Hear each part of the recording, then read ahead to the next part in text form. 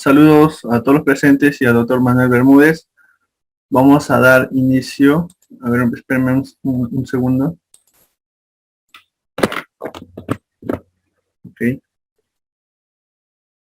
Ok. Muy buenas noches con todos. En este día yo voy a ser su moderador. Vamos a iniciar este diplomado internacional de especialización de violencia familiar, sexual, género y feminicidio. El ponente de hoy viene a ser el doctor Manuel Bermúdez Tapia, quien es doctor en Derecho por la Universidad Nacional Mayor de San Marcos, licenciatura en Educación en la Pontificia Universidad Católica del Perú,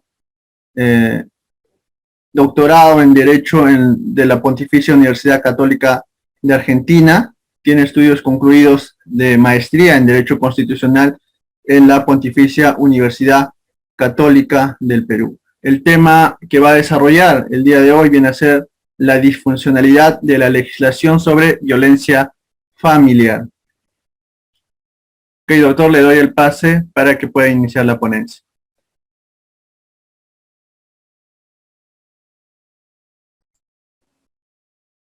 Muchísimas gracias, en primer lugar, por la amable invitación, muy amable por la presentación que se me está brindando y también por la deferencia en la inauguración en esta actividad académica, tomando en cuenta que vamos a estar hablando sobre un tema bastante coyuntural en un día muy especial, como es el Día Internacional de la Mujer, y por ello vamos a tomar nota de algunos de los elementos más significativos para efectos de no dejar nada en el aire y así poder detallar mucho mejor nuestra posición, ¿correcto?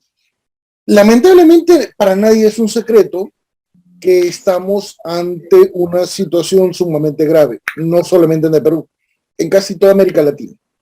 El contexto de violencia social es muy, muy profundo. Los abismos, por razones económicas, por razones sociales, por razones de ubicación geográfica, por razones políticas, nos permiten detallar que en América Latina, y con mayor énfasis en nuestro país, Perú, existen situaciones muy, muy negativas contra la mujer. Pero no solamente contra la mujer, es una violencia social contra toda persona que genera o tiene un nivel de vulnerabilidad. Y en este caso hay que ser bastante objetivos. También se discrimina, también se maltrata, también se deja en exclusión social a poblaciones indígenas, a niños, a personas con discapacidad, a personas de la tercera edad, a personas que eventualmente no tienen condiciones laborales o una referencia previsional, migrantes, etc. Entonces, como nos damos cuenta, tenemos un panorama social sumamente amplio, sumamente complicado, donde las realidades socioeconómicas, políticas, geográficas, étnicas, culturales, históricas, nos van a permitir detallar que estamos ante un problema nacional.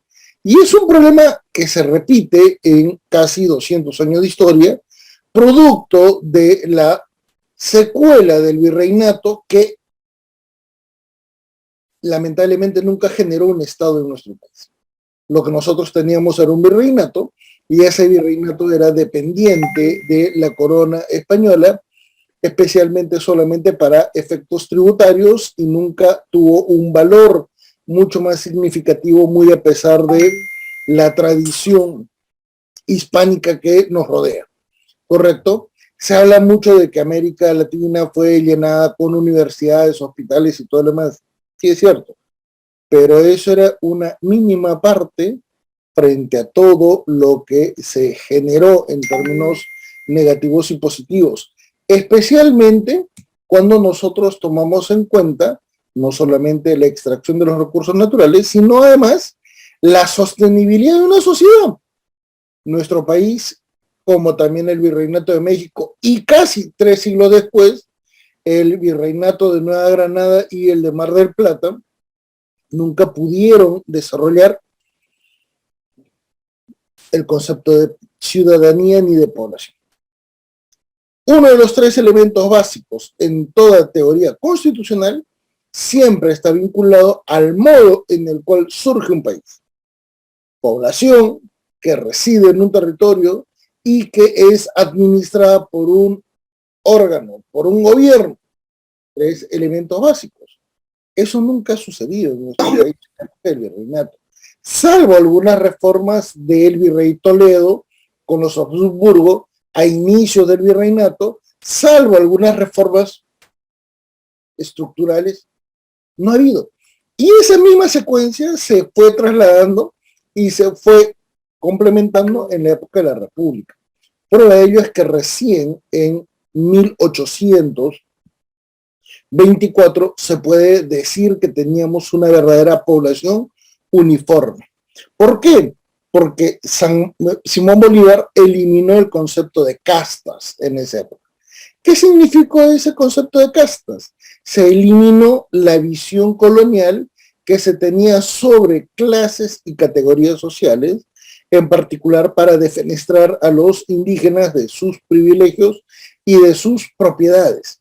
Los indígenas eran muy mal considerados por Bolívar y ellos tenían la propiedad de sus tierras conforme el derecho de Indias. Bueno, Simón Bolívar las eliminó a favor del Estado peruano. A partir de ahí comenzamos a tener una severísima condición de población porque tuvimos una población a la cual no solamente se le trataba como indígena, se le trataba casi a un nivel de semiesclavitud hasta inicios del siglo XIX. Toda esta visión de exclusión social se ha mantenido siglo XVIII, siglo XIX, siglo XX. Y recién en 1979 es que se considera que el concepto de ciudadanía es aplicable a todos, ¿correcto? Con la reforma del año 2004, en el cual a los militares se les otorga el voto ciudadano. ¿Por qué les hago toda esta explicación histórica constitucional? Para poder demostrarles que la ley en nuestro país solamente ataca, solamente atiende, solamente privilegia algunos aspectos de un problema mucho más grande, mucho más complicado. ¿Correcto? Entonces, estamos ante una realidad demasiado compleja que nos permite detallar. Y esto, en el ámbito solamente de la mujer, ha generado muchas consecuencias. Por ejemplo, en 1880, Suecia daba el voto a las mujeres. En el Perú fue en 1951. Fíjense la cantidad, fue casi 70 años después. ¿Correcto? En casi toda América Latina, el Perú fue uno de los últimos países, si no el último, en darle el voto a las mujeres y darle la categoría de ciudadanía. Y ese voto ni siquiera fue en reconocimiento a la condición de mujer. Fue un voto condicionado a efectos de ganar la presidencia de la República, incrementando la población electoral a efectos de que Ley Odría pueda tener una mayor base social de respaldo. En otras palabras, no fue una consecuencia natural, fue un acto premeditado. Pero es cierto, ¿generó beneficios? Sí. ¿Generó un elemento positivo? Por supuesto que sí. A partir de 1951 comenzamos a tener, ¿qué cosa? Una mujer en el mundo de la política, pero cuya participación ha sido mínima. Prueba de ello es que solamente fueron cuatro las congresistas de la República en la primera elección. Pero en 1989 se generan las leyes de reforma constitucional y, bueno, no eran leyes de reforma constitucional para generar la ley de cuotas de género. Una ley de cuota de género para efectos de establecer un 20% en las elecciones electorales presidenciales, ¿correcto?, de 1990, al 20%. Luego, en 1995 se amplió al 30% con Fujimori.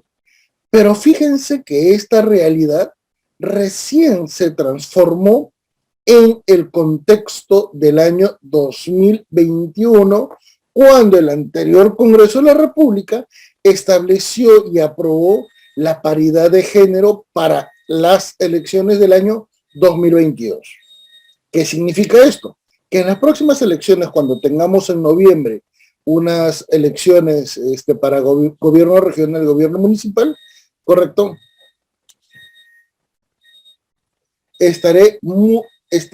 Estamos ante una situación realmente complicada porque vamos a tener que elegir listas electorales, uno, que no involucran pertenencia a un partido político. Dos, vamos a tener listas electorales que han sido, ¿qué cosa?, ampliadas y extendidas sobre la base de invitaciones. Lamentablemente la pandemia ha generado este tipo de situaciones, cuando la norma general ya estableció un sistema un poquito más eficiente para efecto de generar, ¿qué cosa?, una vinculación política. Pero todo esto nos permite decir, la ley en lo electoral, en lo político, en lo constitucional, tiene un gran defecto. ¿Cuál es ese gran defecto? El estar dirigido, el estar ejecutado, el estar planificado desde órganos de poder. Y eso es natural. El Congreso de la República las promulga en función a las mayorías que están debatiendo las propuestas legislativas. Sobre esta base, entonces, vamos a considerar que estamos ante una realidad absolutamente compleja, sobre la cual la misma tutela de derechos de la mujer ha sido muy negativa en cuanto a los efectos que ha tenido que generar. Y por ello es que en los últimos 20 años comenzamos a observar una legislación muy frondosa, pero ineficiente en el ámbito de la tutela de los derechos de la mujer. Pero la pregunta es, ¿y tiene sentido lo que expuse al inicio? Pues sí, tiene un sentido muy significativo porque ahora les voy a explicar la razón. Para 1969 se generó la reforma agraria. Para 1969 se generó la última migración rural al ámbito urbano. A raíz de esas consecuencias, más el fin de la Segunda Guerra Mundial que provocó el incremento de las ciudades en nuestro país, sobre todo de costa, se generó una transformación de la realidad nacional. Por lo tanto, muchas de las familias, sobre todo rurales, fueron quebradas, fueron divididas. Muchos de los que emigraron fueron varones, no mujeres. Eso ya terminó provocando una crisis social sumamente amplia, en la cual en ese momento, Código Civil de 1936, habían hasta 3 tipos de hijos. Los hijos matrimoniales, los hijos legítimos, esto es, los reconocidos, y los hijos naturales, que es una categoría de la que poco se suele hablar, pero que hoy por hoy se mantiene a través de la figura de los hijos extramatrimoniales, que es absolutamente ridículo, porque eso exige que 2 personas se tengan que casar para registrar un hijo, ¿correcto? Es inconstitucional, por cierto. Pero, ¿por qué es importante detallar esto? Porque en 1978, 1979 se generaron las grandes revoluciones políticas en nuestro país con la exigencia de derechos económicos, sociales y políticos, más la apertura de una democracia. A partir de ese momento, tengas en cuenta que la sociedad está transformándose, pero la mujer no participó. La mujer recién participó 9 años después, 1989, porque la ley le dio esa categoría. No fue una acción de los grupos feministas porque ni siquiera existían en esa época, ¿correcto? ¿Está mal? No, para nada. Fue muy bueno y además generó un cambio en toda la política nacional. Prueba de ello es que, por ejemplo, para 1989 se prohibió el despido de toda mujer en situación de gestación.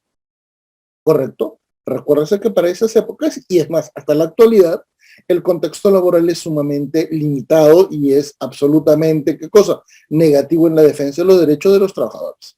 Por lo tanto, comenzaron a generarse las leyes de cuotas en un segundo feminismo en nuestro país, que en términos comparados era prácticamente el cuarto feminismo.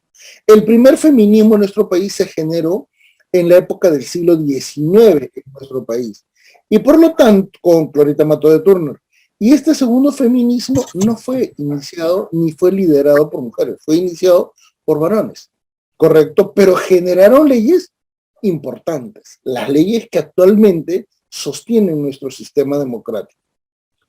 Pero vuelvo a insistir, la ley es un producto político. Al ser un producto político, nos obliga a tomar en cuenta el contexto de la realidad social. Esa realidad social que ya estaba en proceso de transformación conforme hemos indicado 1969, 1978, 1979. ¿Por qué? Porque tenemos que sumarle el contexto de terrorismo. 1980 al año 2000, donde toda la sociedad peruana realmente se transformó y se transformó a mal.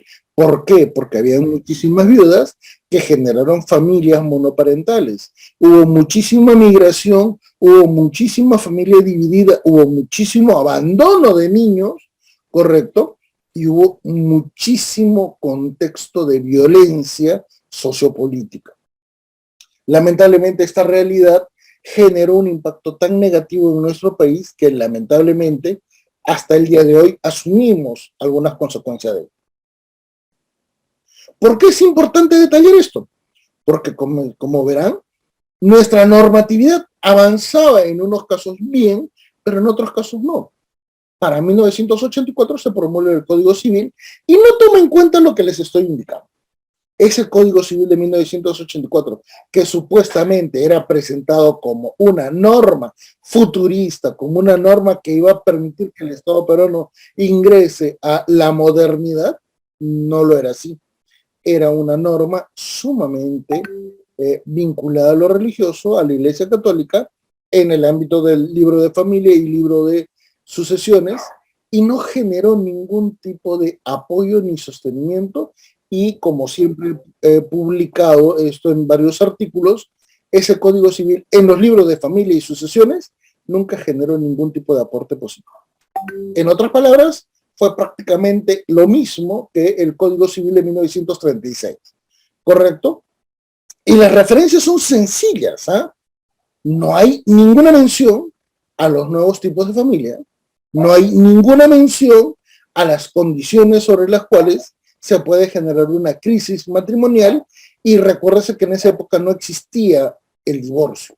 Es más, en 1984 no se promulgó el divorcio, eso fue modificado después, donde se implementó un divorcio por divorcio sanción, luego un divorcio remedio, luego para el 2000 un divorcio consensual, para el 2014 un divorcio provocado por quien genera la separación, y luego ya se generó un divorcio express, ¿correcto? Todo esto sobre la base del artículo 333 del Código Civil, que parece un cajón desastre porque literalmente hay de todo, ¿correcto? ¿Por qué? Porque anteriormente lo único que se tenía era el concepto de nulidad de matrimonio o de anulabilidad de matrimonio, que estaba vinculado esencialmente al concepto de capacidad de la parte. Y recuérdese que la mujer recién tuvo derechos en 1959, derechos en el ámbito civiles y políticos. Antes no. Por ello es que es muy importante entender esta cronología, porque al final de cuentas las mujeres no tenían esta capacidad, y por eso es que el Código Civil de 1984 las consideró personas semicapaces. El Código Civil no lo dice expresamente, pero tiene muchísimos artículos que detallan que la mujer es una persona semicapaz, no tiene capacidad completa. Es más, permítame leerles el artículo 362 del Código Civil, y ustedes podrán darse cuenta que cuando antiguamente detallaba la referencia de que el hijo de mujer casada era del marido, escuchen lo que viene después. Era del marido, aunque la mujer declare algo distinto, o inclusive fuera condenada como adúltera. La palabra de la mujer no tenía valor. ¿Por qué? Porque se seguía una tradición social, una tradición jurídica de 1936. Esa es la verdadera premisa de este código. Ningún grupo feminista, ninguna asociación de feministas ha cuestionado este criterio. Es más, en el año 2017, un conjunto de casi 60 juristas especializados en diferentes áreas del derecho civil propusieron el desarrollo de una reforma del Código Civil a invitación del Ministerio de Justicia. Cuando presentaron el trabajo en el año 2018, lo presentaron el día 4 de agosto. 20 días después, el Ministerio de Justicia emitía un paquete de 12 decretos legislativos que reformulaban el Código Civil, desde el concepto de capacidad, desde la reforma de la afiliación, desde la reforma de derechos de personas con discapacidad y otras normas adicionales. Sencillamente el Estado no tomó en cuenta lo que declaró esa comisión, porque esa comisión mantuvo las inconstitucionalidades, porque hoy resultan inadmisibles, en el ámbito de la tutela de derechos a personas, mujeres, a niños, a tercera edad, a discapacitados. ¿Correcto? Esa visión tan antigua, obsoleta, negativa y disfuncional nos permite entonces indicar, ¿esto es relevante? Por supuesto. ¿Y por qué es relevante? Porque cuando ya el contexto material es tan complejo, comenzamos a observar la fuerte presión de los tratados internacionales y normas de derecho internacional sobre nuestra legislación. 1969, Convención Americana. 1979, CEDAW, que es, ¿qué cosa? La Convención de Eliminación de contra toda forma de discriminación de la mujer. 1979, Convención OIT 169, a favor de los pueblos indígenas. 1989, Convención de Derechos del Niño. Por esa presión, en el año 2000 se generó un quiebre en nuestra legislación donde lo privado y lo íntimo dejan de tener la misma perspectiva para convertirse en un elemento de publicidad e intervención del Estado. ¿Cómo así? Se generan dos normas. El Código del Niño y Adolescente, que otorga ahora sí a la mujer una condición de capacidad plena, pero que a la misma vez le genera una condición de sujeto de derechos a todo niño y adolescente. Y adicional, se genera la Ley de Violencia contra la Mujer. Y a partir de acá es que supuestamente nuestro país tiene una legislación que busca regular los derechos de la mujer, especialmente en el contexto de violencia familiar. Pero señores, no se puede entender estos 20 años sin haber explicado lo precedente, porque la sociedad de la que se transformó, no la relación de pareja, ¿correcto? Hasta 1999, el que un marido golpea a una mujer o el que un marido abuse sexualmente de su cónyuge no constituyen delitos. Es más, 2004 recién se elimina por acción del Congreso de la República la posibilidad de que el agresor sexual se case con la víctima. ¿Por qué? Porque recuérdese que para esas épocas el concepto de honor sexual era muy significativo. ¿Y saben cuándo cambia? En 1991, cuando el Código Penal peruano, el nuevo, reformula el concepto de libertad sexual y otorga libertad sexual a todos, a varones y mujeres. Hasta antes, el Código Penal de Maurtua detallaba que la mujer no tenía libertad sexual, tenía honor sexual. Y el honor sexual se perdía cuando ya no había virginidad. Entonces, tomando en cuenta estas referencias, es evidente que toda la reformulación normativa en los años iniciales del 2000 resultan positivos para la mujer. Sí, pero resultan positivos porque recién se comprende la dinámica social en la cual el terrorismo, la migración, la crisis socioeconómica que existía, comenzó a generar las siguientes situaciones. Uno, las mujeres se hacían cargo de los hogares monoparentales. La migración generalmente la hacen los varones. Las mujeres que se quedaron con los hijos comienzan a producir. Por eso es que surge Gamarra, por eso es que surge Villa El Salvador y por eso es que surgen los polos de desarrollo industrial en nuestro país. Si ustedes comienzan a revisar todo desarrollo de polo industrial en nuestro país ha sido iniciado por mujeres. Y ha sido iniciado por mujeres con el financiamiento de sus parejas que estaban en otro ámbito, en otra ciudad o en otro país. ¿Correcto? Esa es la verdadera historia. Pero eso evidentemente permitió que muchísimas mujeres que no tenían apoyo, que no tenían sostén, pudieran participar en este desarrollo. Acuérdense que el Estado peruano estaba quebrado para el año 1990, ¿correcto? Y el país estaba sumergido en una crisis total, gracias a la corrupción de Alan García. Pero las mujeres lograron articular y desarrollar el país que nosotros hoy vivimos, ¿correcto? Por eso es que comenzaron a generarse las reformas y decir, esas conductas ya no son aceptables socialmente ni quedan en el límite de su, ¿qué cosa? Contexto familiar. A partir de ahí se criminalizó la violación sexual del esposo sobre la esposa, a partir de ahí se sancionó penalmente, ¿qué cosa? Los actos de violencia contra la mujer.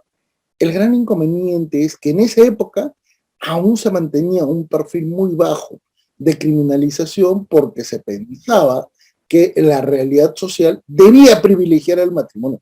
Es más, hasta el día de hoy, muchísimos autores de derecho de familia sostienen que se debe salvar al matrimonio en contra de los derechos de las personas que le integran.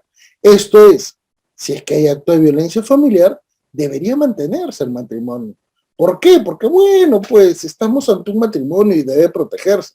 Porque se cree que el artículo cuarto de la Constitución sustenta nuestro sistema democrático. Lo cual es error, lo cual es una falacia. ¿Por qué? Porque nuestra Constitución sostiene todo nuestro sistema de Estado de Derecho a partir del artículo primero de la Constitución, no a partir del artículo cuarto. Peor aún, si nosotros tomamos en cuenta que eso fuera válido, estaríamos haciendo referencia implícita a una condición absolutamente negativa, porque en ninguna parte del artículo cuarto de la Constitución se establece que el Estado debe proteger el matrimonio. Lo que hace el Estado es promover el matrimonio, que es distinto. Ahí te das cuenta la incoherencia entre la Constitución y el Código Civil, ¿correcto? ¿Y cómo así es que se protege el matrimonio aún en situaciones de violencia familiar? Permítame indicarles algunos elementos referenciales. Si es que hay una situación de violencia familiar, interviene el fiscal. La pregunta es, ¿y por qué interviene en un contexto civil penal? Bueno, porque la ley le asigna ese valor. Y aunque parezca increíble, muchísimas veces los fiscales y muchísimas veces los magistrados defienden la integridad del matrimonio y no buscan que se genere un divorcio, ¿correcto? Si no me creen, revisen las casaciones sobre imposibilidad de ser vida en común, sobre matrimonio, sobre homosexualidad sobrevenida o eventualmente sobre casos de violencia psicológica. Y ahí se darán cuenta que en realidad la jurisprudencia peruana y la doctrina nacional todavía privilegia el concepto de familia sobre la tutela de derechos de la persona. En una tesis equivocada de nuestra Constitución, pero que bueno, ya está transformándose felizmente. Esto finalmente nos permite llegar a la última etapa de nuestra exposición para indicar, para hacer mención, para hacer referencia a lo siguiente. La legislación peruana fue transformándose y se transformó más a partir del año 2000. A partir del año 2008 se generó una inicial reforma y generó una ley de violencia familiar. Se eliminó la protección a la mujer y se denominó en términos genéricos protección a la familia. Y para el año 2015 recién tenemos una legislación como la ley 30.364, mucho más específica respecto a la violencia familiar. El gran error es que muchos legisladores y también teóricos vinculados a esta especialidad han asumido algunos errores. El primero de ellos es el de pensar que una ley soluciona los problemas sociales, lo cual no es cierto.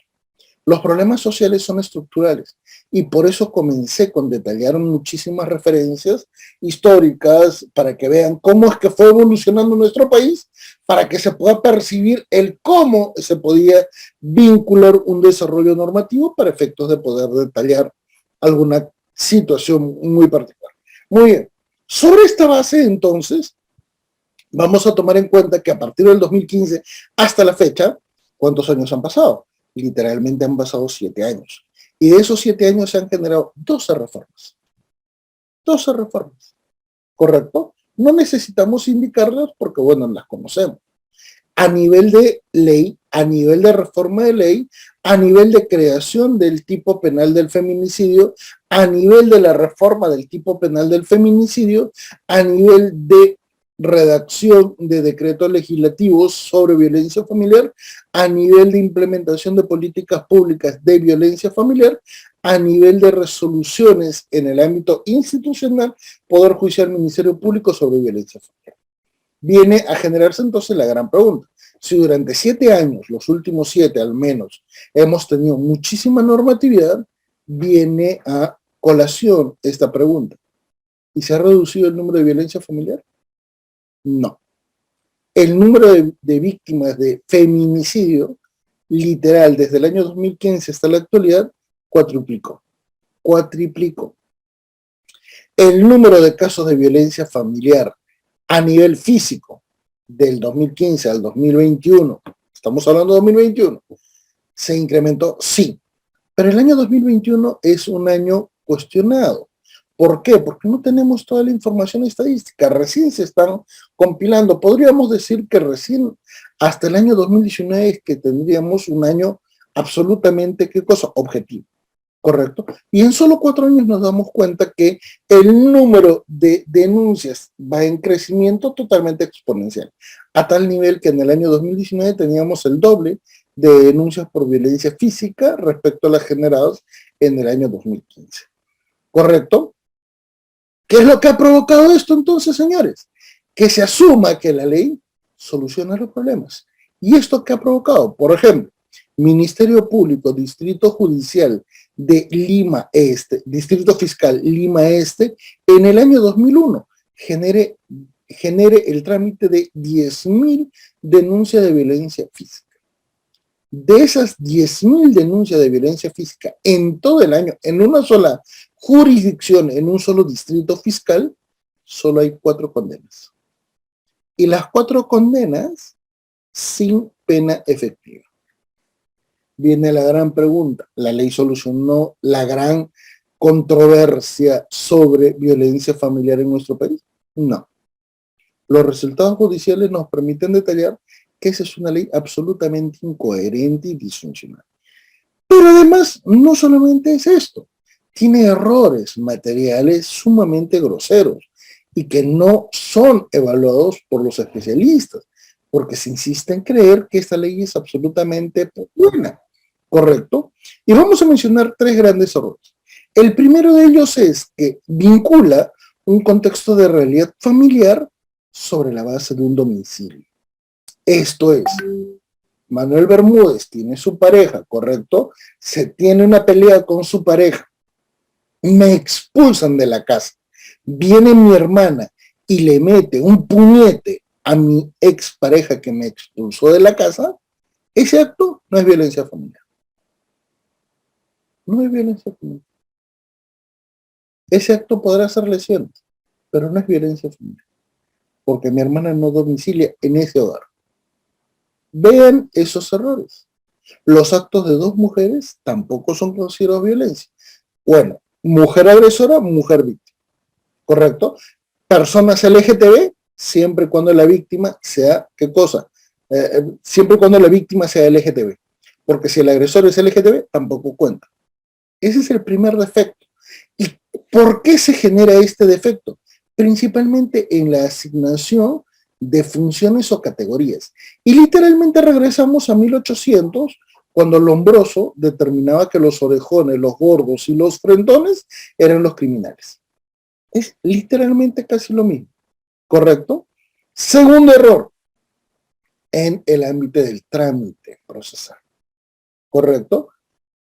A ver, si se genera una denuncia de feminicidio o tentativa de feminicidio, el agresor puede ir a cadena perpetua. ¿Se han preguntado alguna vez cuántas víctimas que han logrado sobrevivir a una tentativa de asesinato o de feminicidio han logrado sobrevivir y han hecho el trámite de divorcio? Bueno, yo he tratado de buscar y he encontrado que cero.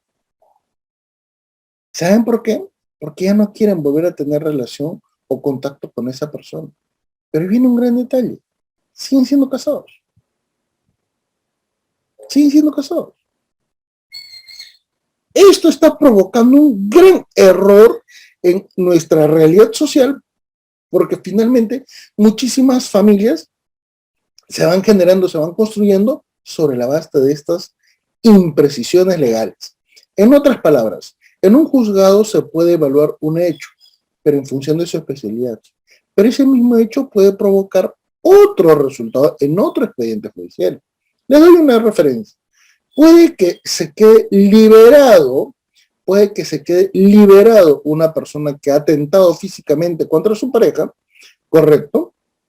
Y en el ámbito penal no tenga condena. Pero en el ámbito civil sí se genera un divorcio. En otras palabras, estamos asumiendo que la ley todavía no toma en cuenta que los conflictos familiares son interdisciplinarios. El tercer defecto está relacionado a la ejecución de las garantías, las medidas de protección. Ese es un error total de nuestro legislador, porque eso es en realidad una medida cautelar, ¿correcto? Y a las medidas de protección les dieron una categoría denominativa diferente con el ánimo de darle una mayor autonomía y darle una mayor independencia, pero en realidad es una medida cautelar. El gran problema es que nadie hace el seguimiento de esas medidas cautelares, o sea, el mismo seguimiento al proceso civil en forma ordinaria. Esos errores terminan por conducir a la gran situación negativa que vivimos en nuestra sociedad, donde las mujeres no son protegidas eficientemente, porque si se llega a generar un trámite judicial, el trámite primero es oneroso, oneroso en el sentido emocional, ninguna víctima quiere estar ahí tanto tiempo, 2, porque es temporalmente muy extendido, y 3, el agresor no suele ser sancionado eficientemente. Eso anula la capacidad de muchísimas víctimas de poder plantear o acceder a una justicia. Y eso nos permite detallar. Señores, el mismo tipo de feminicidio de que existe un hombre por el solo hecho de ser hombre que quiera matar a una mujer por el solo hecho de ser mujer, ese es un error total. ¿Correcto? La ideología de género ha generado muchísimos errores y los mejores elementos de referencia son justamente esta legislación. Y podrán decir que la ley tiene muchísimos elementos positivos. Sí, pero no es eficiente. La mejor manera de demostrar que no es eficiente es que no hay condenas. Y peor aún, el número de víctimas sigue creciendo. Y eso es algo muy negativo para nuestra realidad, para nuestro ámbito profesional y evidentemente para nuestra realidad nacional. Y por eso es que en el Día Internacional de la Mujer es conveniente detallarlo, porque sí es posible ejecutar algunas reformas a efecto de superar esta situación. Muchísimas gracias y quedo eventualmente a la atención de algunas preguntas. Muy amables.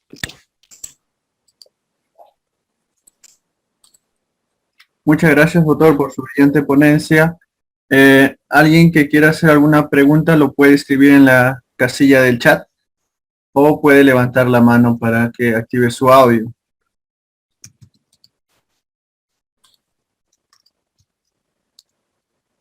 Ok, vamos esperando un minuto en todo caso para ver si hay alguna pregunta.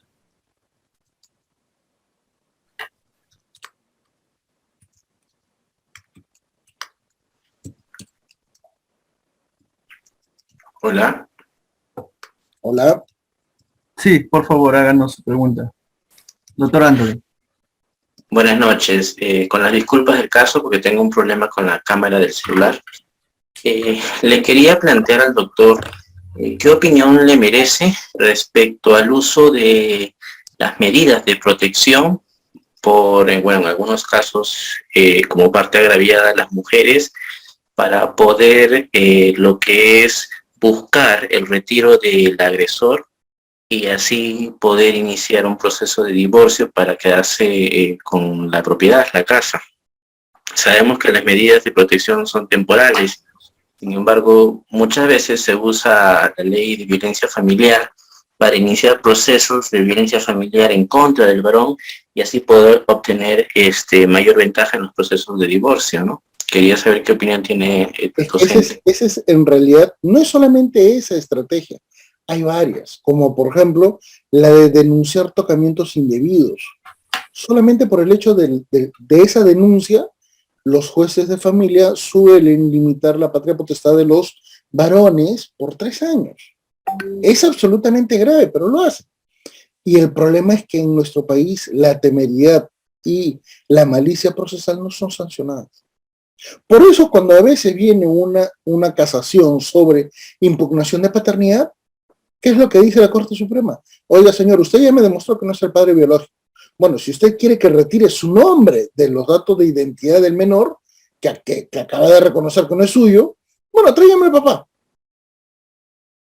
Y el papá dice, pero un momento, ¿cómo yo voy a saber si a mí me engañaron? Bueno, si usted no puede saber, ¿qué podemos hacer nosotros? Así actúa la Corte Suprema.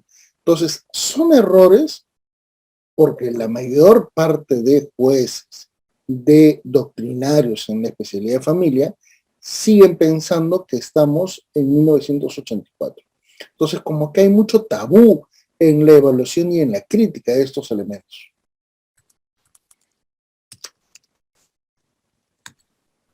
Muchas gracias por su pregunta. ¿Hay alguna otra pregunta, por favor?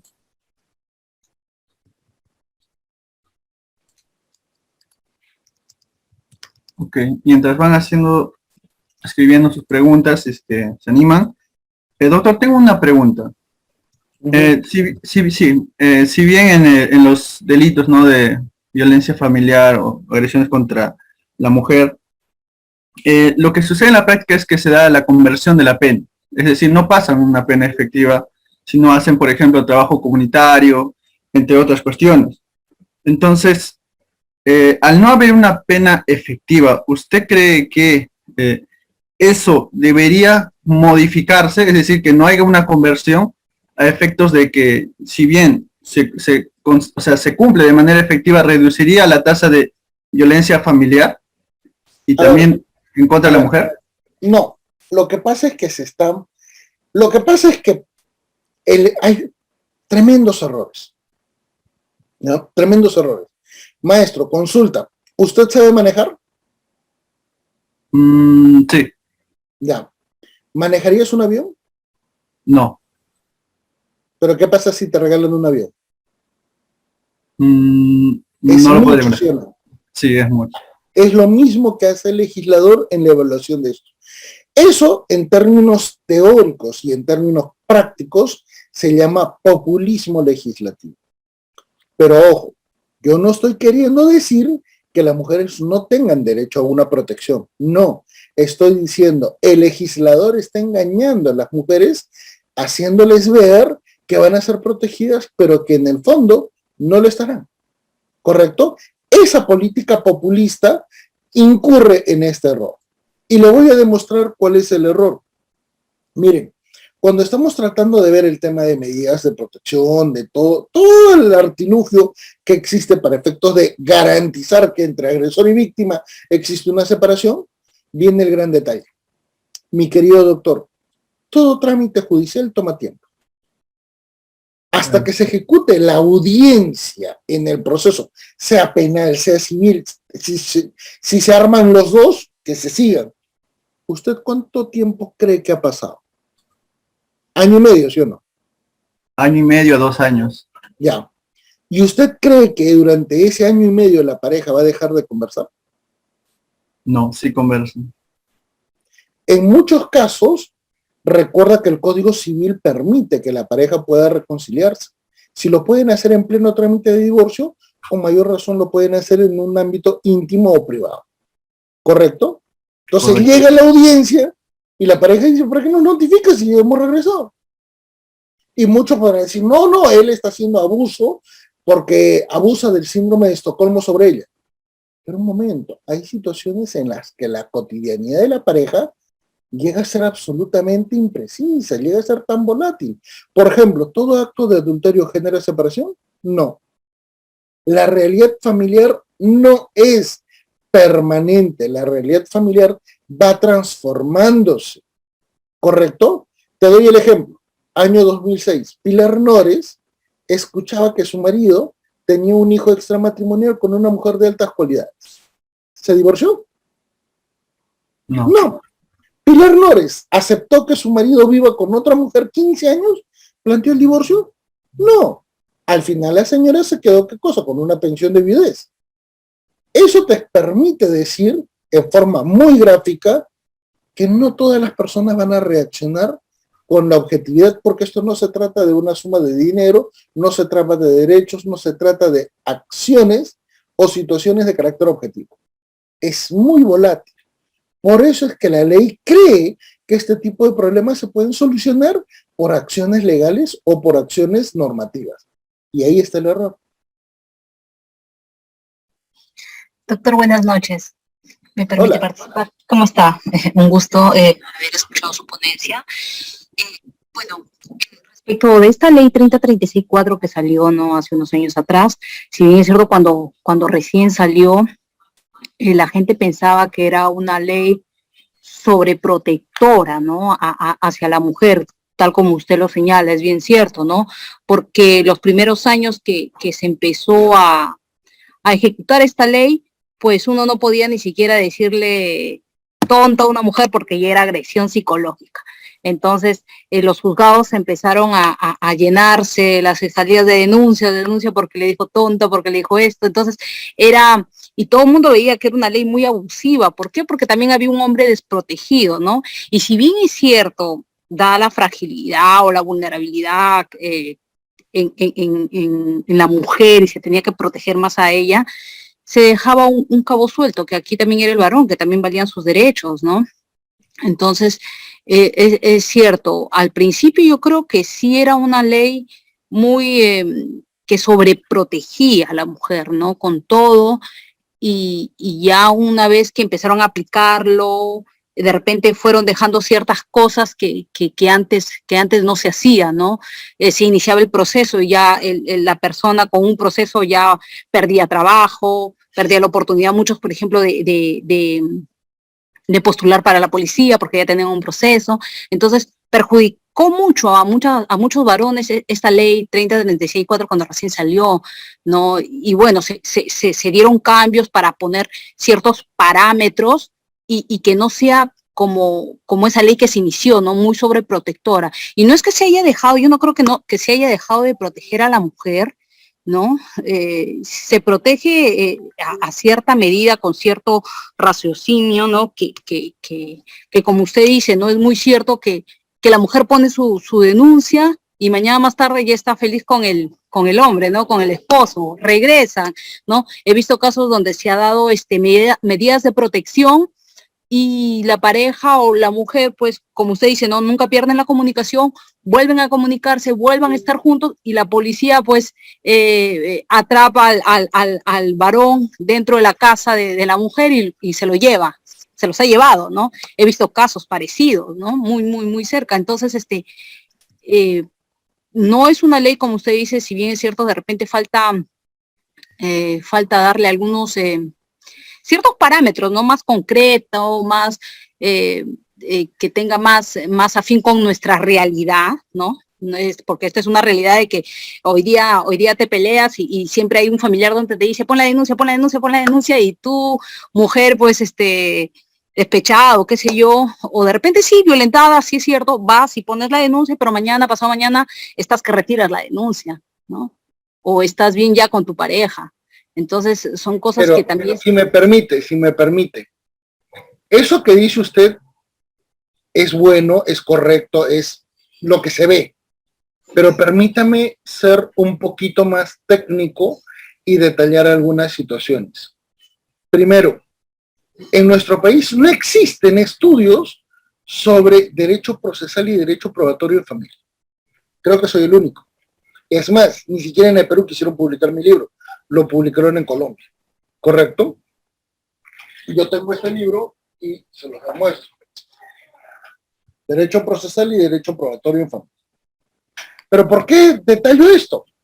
Las realidades personales son tan complejas que poco se ha analizado el contexto de las patologías. Situaciones de bristofilia, situaciones del síndrome del padre ausente, situaciones de Estocolmo, síndrome de Lima, situaciones de efecto doppelganger, eventualmente las referencias en otro nivel de conducta, como por ejemplo fertilidad sociomúltiple, son 0 estudiadas en mi país. Soy el único que las estudia. ¿Y cuánto podría demostrarle a usted, que usted también, yo soy casi convencido de que usted lo ha visto, que hay casos en los que hay una mujer con 3 procesos de alimentos para 3 parejas? Y esa misma señorita, porque generalmente es joven, tiene los mismos elementos ante los 3 varones. Violencia, abandono, orfandad de los niños porque ni siquiera quieren firmar los hijos. Y nadie se pregunta por qué esa víctima actúa así. Nadie la ha estudiado, nadie la ha evaluado. Creen que es una situación de abandono material y, bueno, como acá faltan alimentos, ese es su problema. Nunca la han estudiado ni nunca la han evaluado y nunca han tomado en cuenta que esa persona, antes de conocer a su pareja, ya estaba muy mal, porque tiene dependencia emocional, y eso significa que no ha tenido padre. ¿Y por qué no ha tenido padre? Porque es víctima de las circunstancias de los años 80, de los años 90. ¿Por qué? Porque hubo terrorismo, porque hubo mucha migración, porque hubo abandono de familia. Esas realidades que hoy la vemos no se analizan ni desde el punto de vista psicológico ni psiquiátrico. Y por eso es que los jueces creen que una medida de protección soluciona el problema. Entonces, a lo que usted ha detallado, que es correcto, imagínese todo lo que existe debajo de ello en una evaluación pericial, donde la realidad es, muchísimo más complicado. Claro, yo sé que el Poder Judicial, por ejemplo, ha establecido ciertos parámetros, ¿no? Un cuestionario, ¿no? Para una evaluación psicológica a las víctimas de violencia contra la mujer, pero no son, no sé si habrán sido, dudo pero mucho que haya sido. ¿Cuál es la pregunta? No exactamente iba hacia una pregunta, sino hacia lo que nuestra realidad está llevando, ¿no? Que en realidad mucha gente piensa que esta ley es una ley sobreprotectora de la mujer y no es así, ¿no? De repente se inició con eso, pero no es así. Está confirmando es ese, ¿no? Pero no ha tenido resultado efectivo. Lamentablemente no. Así es. Muy amable, doctorita. Muy bien, damos el uso de la palabra a la doctora Ingrid, que ha levantado la mano. Buenas noches, ¿cómo están? Mi pregunta o mi duda está, por ejemplo, en los procesos de violencia familiar, la gran mayoría, por la premura del plazo, se prescinde de una audiencia para poder escuchar a las partes, para fijar las medidas de protección. Y en su defecto, en muchos de los casos o procesos se emite las medidas de protección teniendo en cuenta solo la ficha de riesgo, pues justamente porque la demora en la emisión en el caso de una agresión psicológica, del informe psicológico que emite el Instituto de Medicina Legal, o su defecto el SEM, el psicólogo que lo emite. Entonces mi duda radica más que todo si es suficiente para interponer o imponer medidas de protección la ficha de riesgo en contra del agresor. Bueno, es una muy buena pregunta, pero permíteme explicártela en 2 partes. 1, en nuestro país la regla general es, ¿qué cosa? El desarrollo de un debido proceso, conforme el artículo 8 de la Convención Americana y conforme el artículo 139 de nuestra Constitución. El gran inconveniente es que en este tipo de situaciones donde la realidad es tan dinámica, esas formalidades pueden quedar excepcionadas para efectos de hacer una diligencia mucho más rápida en el tiempo, ¿correcto? En otras palabras estoy diciendo, esas medidas podrían ser eficientes dependiendo de las circunstancias, pero no por regla general, ¿correcto? Ahora, hay situaciones en las que no se necesita ni siquiera ficha de valoración de riesgo para saber que una mujer ha sido totalmente agredida. está hospitalizada, está con lesiones graves. Hay situaciones que, caray, lamentablemente no se lo deseo a nadie, pero que son muy visibles. En ese tipo de situaciones, las medidas de protección deberían hacer de forma automática. El gran inconveniente es que están asumiendo que las medidas de protección las puedan ejecutar en trámites de violencia psicológica y violencia económica. Y ahí sí hay un error, porque finalmente es la declaración de una parte para efectos de decretar una acción a su favor. Y eso lamentablemente va a terminar provocando una acción o de amparo o de habeas corpus, dependiendo de las circunstancias, en otra vía procesal. ¿Y qué es lo que va a decir ese juez que ha emitido esa sentencia si tiene una decisión de un juez constitucional que le dice, oye, me has quebrado todos los principios procesales por dar esta medida de protección sin la mínima diligencia? Entonces, esto suele ocurrir. Por eso es que es muy importante entender que no debemos hacer una evaluación genérica, deberíamos hacer una evaluación casuística.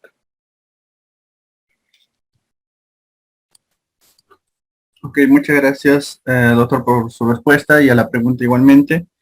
No habiendo más preguntas, doctor, volvemos a reiterarle nuestro agradecimiento por su didáctica y muy interesante ponencia sobre el tema la disfuncionalidad de la legislación sobre violencia familiar.